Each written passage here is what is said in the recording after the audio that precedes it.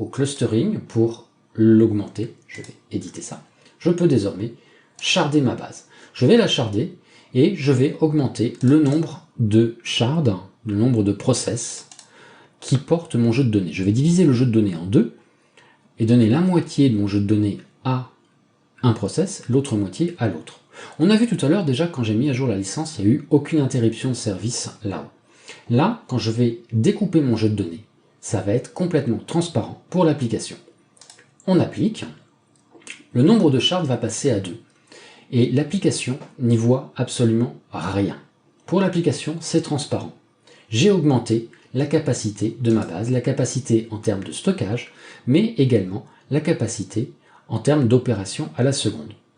Donc, si on regarde désormais la latence, on voit que la latence a chuté grâce justement à cette augmentation du nombre de shards. Il faut savoir qu'un shard est théoriquement donné pour à peu près 25 000 opérations à la seconde. Un shard s'exécute sur un seul cœur, il est monothread. Donc très concrètement, ce que cette image signifie, c'est que j'exécute actuellement plus d'1 million d'opérations à la seconde en n'exploitant que 2 cœurs du cluster Redis Enterprise.